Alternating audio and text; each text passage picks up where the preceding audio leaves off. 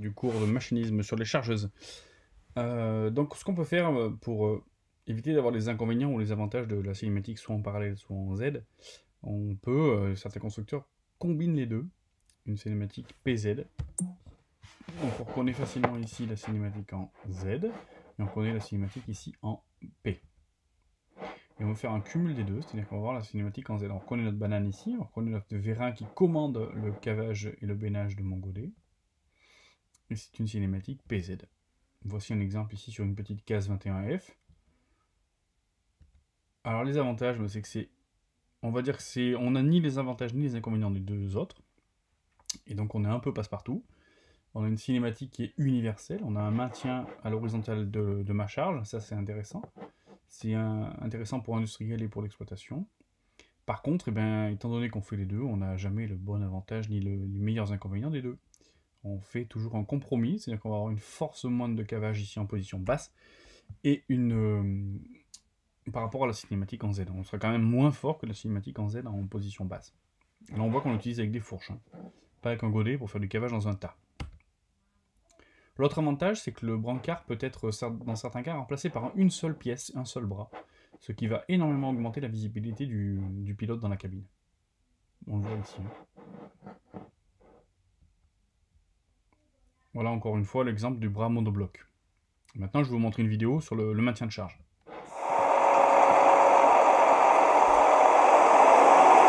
Donc un petit verre de jus de pomme posé sur le godet, et on voit qu'avec une cinématique PZ comme ça, là, on a un maintien de charge. Comme sur la cinématique en P, tout simplement.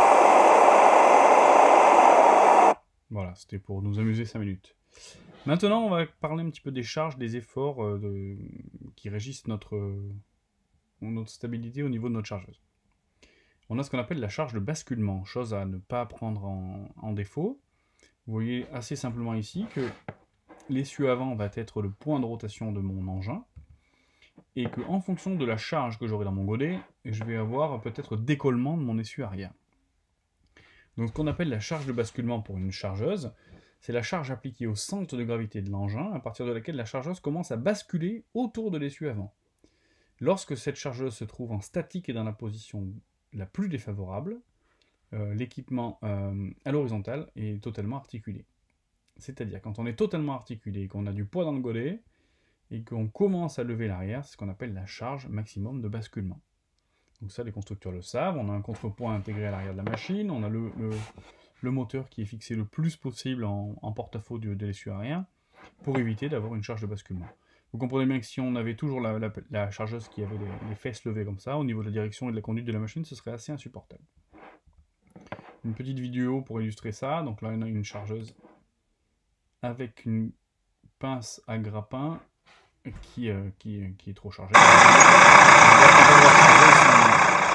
elle va charger son chargement, il le fait un peu exprès. C'est une Volvo. Il est collé contre le brancard de la remorque, il n'arrive pas à arriver, il essaie de reculer, mais vous voyez la machine s'élève.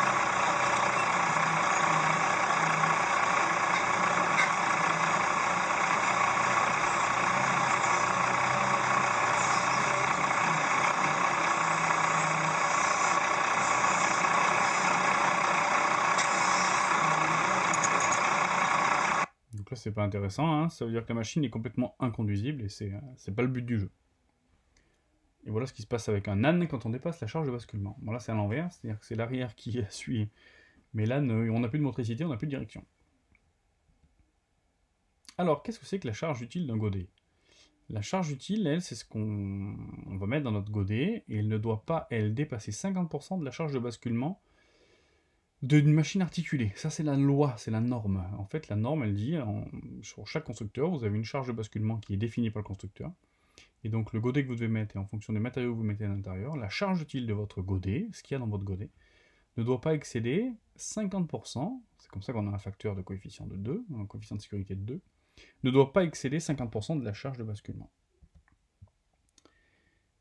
Donc en gros, normalement, si mon godet est bien utilisé avec la bonne terre, avec les préconisations du constructeur, je ne dois jamais dépasser la charge de basculement, parce que ma charge utile de mon godet est toujours 2 fois inférieure à la charge de basculement.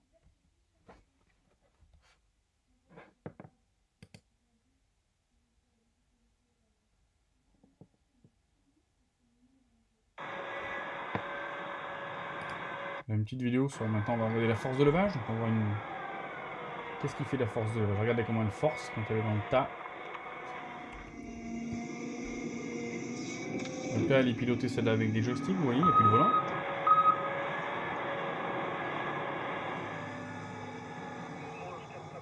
Donc là, on doit lutter contre le froid aussi, hein, qui gêne le matériau, qui rend plus dur la prise de matériau.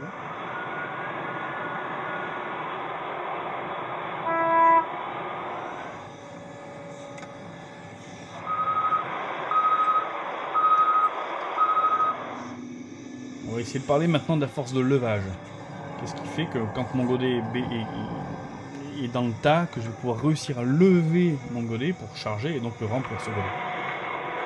C'est pour ça que j'illustre ça avec ces vidéos. Regardez, quand elle est face au tas et qu'elle charge et qu'elle creuse. On a même tendance à délaisser les sueurs.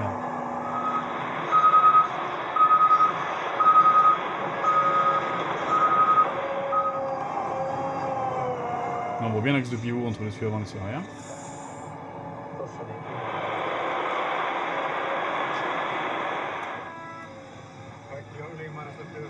Et là, le chauffeur de la chargeuse a klaxonné, le camion est parti.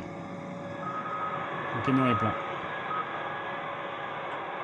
Vous avez vu, ce qu'on veut voir maintenant, c'est la force de levage de mon godet. Donc là, qui est donnée par les vérins de levage de ceux qui agissent sur mon brancard. Donc ce qu'on appelle la force de levage sur une chargeuse, c'est la force qui est verticale et qui permet au vérin donc, de levage de se soulever par rapport au centre de gravité là où est appliqué le poids du godet, en fait, là où il y a le poids du godet. Donc si la force de levage est égale à la charge de basculement, quand la machine est droite, la machine est bien équilibrée. Avec une force de levage, si j'avais une force de levage qui était plus importante, eh ben j'aurais toujours l'essieu arrière qui aurait tendance à se soulever. Et donc cette machine-là ne serait pas exploitable en fait, parce que j'aurais toujours la tendance à avoir les fesses en l'air, et donc aucune direction, et moins de traction. Donc il faut que ma force de levage soit le plus possible proche, hein, bien évidemment, de ma force de basculement, parce qu'il faut quand même qu'elle soit costaud, ma machine, mais qu'on soit rarement supérieur à la force de basculement. Sinon, voilà ce qui se passe quand j'ai une force de basculement supérieure à la... Ah, la vidéo ne marche pas. Bon, tant pis, la vidéo ne marche pas. Ensuite, la force de traction. Ben, comme son nom l'indique, hein, c'est la force qui va me permettre de faire avancer la machine. Hein. C'est une force qui est transmise au sol par la transmission de la machine. Donc approximativement, la force de traction doit être à peu près 0,8 fois multiplié par le poids en marche de la machine. Donc 0,8 fois supérieur au poids en marche de la machine. C'est ce qui nous permet ça d'avoir une traction suffisante au niveau de la machine quand elle est notamment en train de pousser par rapport dans un tas. On a fini avec les différentes forces et les différentes forces qui animent la machine. Maintenant, on va simplement parler, pour terminer, des différentes structures de cabine. On a deux types de cabines qui sont homologuées en Europe chez nous, qui sont obligatoirement d'ailleurs constituées d'au moins d'une de ces protections. C'est les cabines ROPS, vous le verrez souvent, ça s'appelle souvent comme ça, donc ça c'est en anglais. ROPS, ça veut dire Rollover Protection Structure, Protective Structure.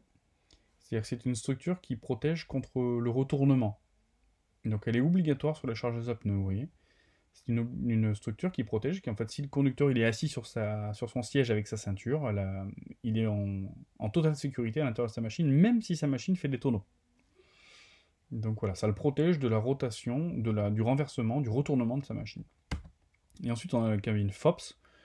Là ça veut dire Falling Object Protective Structure. Donc là c'est plutôt quand il y a des objets qui tombent, des chutes de pierre.